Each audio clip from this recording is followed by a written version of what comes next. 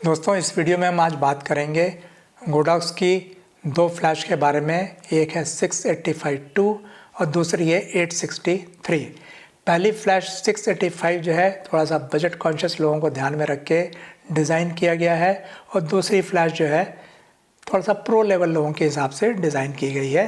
तो आइए इन दोनों फ्लैश के बारे में हम आपको डिटेल में बताते हैं। नमस्कार दोस्तों, मेरा नाम सुरेश गुप्ता है। आप सभी का स्वागत है मेरे इस चैनल पे। जैसा कि आप जानते होंगे, जो हमारे पुराने सब्सक्राइबर्स हैं, व्यूअर्स हैं, पिछले 2-3 महीनों से हमने फ्लैश फोटोग्राफी की एक एक्सक्लूसिव वीडियो सीरीज़ शुरू की है, जिसमें हम तरह तरह की फ्लैशेस के बारे में बताते हैं, फ्लैश के फंक्शंस बताते हैं, फ्लैश के तरह तरह के यूज़ बताते हैं और इसके हिसाब से आपको आपकी नीड के हिसाब से कौन सी फ़्लैश ख़रीदना है हम उसके बारे में बताते हैं।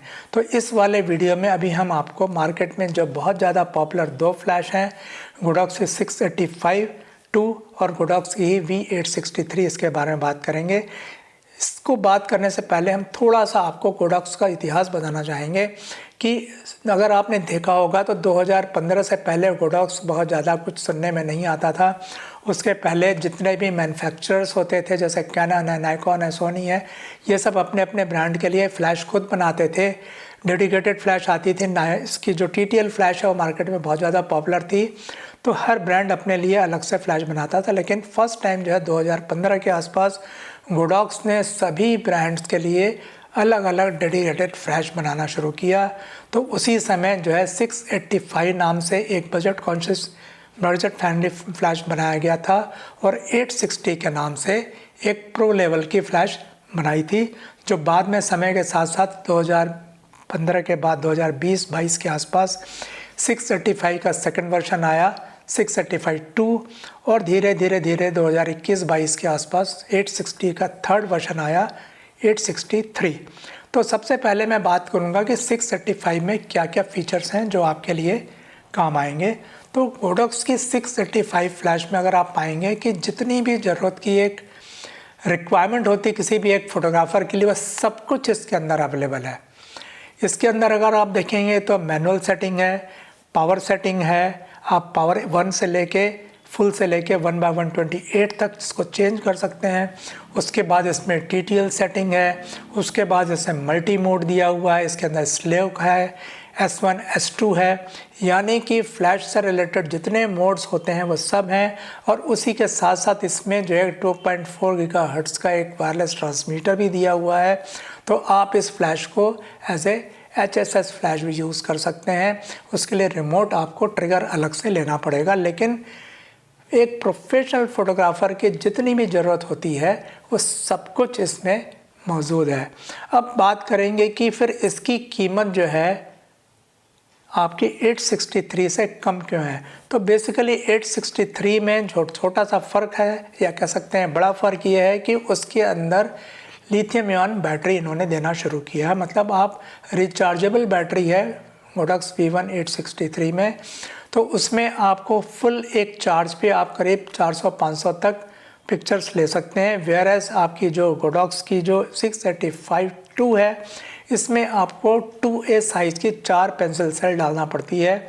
आप उसको रिचार्जेबल भी ले सकते हैं या आप अपनी एक ऑर्डिनरी जो ड्राई सेल होती है वो भी डाल सकते हैं, लेकिन फंक्शन सेम होगा। हाँ, ये ज़रूर है कि इसमें चूँकि आपकी जो लिथियम की जो बैटरीज होती हैं उसका जो रिसाइकिल टाइम होता है वो थोड़ा सा फास्ट होता है। अगर हम रिसाइकिल टाइम की बात करें तो 685-2 में एक शॉट से दूसरे शॉट के बीच का जो रिसाइकिल टाइम है लगभग वो 1 सेकंड से 2.5 सेकंड तक का होता है। वहीं आपकी जो गोडॉक्स की V1 863 है उसमें ये 1 सेकंड से लेके 1.5 सेकंड तक होता है। तो उस मामले में देखा जाए तो आपकी जो रिसाइकिल टाइम है वो V1 फ्लैश का इससे थोड़ा सा फास्ट है। दूसरा बेसिक डिफरेंस दोनों फ्लैश में ये है कि गोडॉक्स की 863 में एक मॉडलिंग लैंप भी दिया हुआ है, जो कि आपको वीडियोग्राफी में थोड़ा बहुत काम में आ जाता है, या आपको फोकस करने में ऑटो फोकसिंग सिस्टम में थोड़ा सा काम आता है। लेकिन ये डिफरेंस इतना बड़ा नहीं है कि जिसको आप 685 में मिस करेंगे। तो बेसिकली ये जो दो डिफरेंस है मैंने बताया आपको कि इसमें आपकी ऑटोमेटिक आपकी रिचार्जेबल बैटरी है और इसके अंदर आपका एक मॉडलिंग लैम्प दिया हुआ। अदरवाइज़ आपका 635 में सारे फीचर्स दिए हुए हैं। अब अगर कॉस्ट की थोड़ी सी स्मार्ट कैलकुलेशन करना चाहें तो आप देख लीजिएगा कि गोडॉक्स 685 की कॉस्ट करीब करीब 11 से 12 हज़ार रुपये है और गोडॉक्स V1 863 की प्राइस लगभग 17 हज़ार है। तो दोनों के बीच में करीब करीब 5 से 6 हज़ार रुपये का फ़र्क है। लेकिन वहीं अगर आप देखेंगे कि गोडॉक्स की V1 863 में आपको एक लिथियम आयन बैटरी जो है फ्री में मिलती है, जो फ्लैश के साथ रहती है, जो रिचार्जेबल होती है और एक चार्ज में करीब करीब वो 500-600 फ़ोटोज़ आराम से दे देती है। वहीं आपको 685 में 4 रिचार्जेबल सेल खरीदनी पड़ेंगी अलग से, जो कि फ्लैश के साथ नहीं आती है। तो अगर आप कोई भी एक अच्छी बैटरी ख़रीदते हैं तो मान लीजिए आपने ड्यूरासेल के 4 सेल लेनी चाहिए तो करीब करीब वो 1200 रुपये की आएगी, साथ में एक चार्जर करीब 500-600 रुपये का आएगा।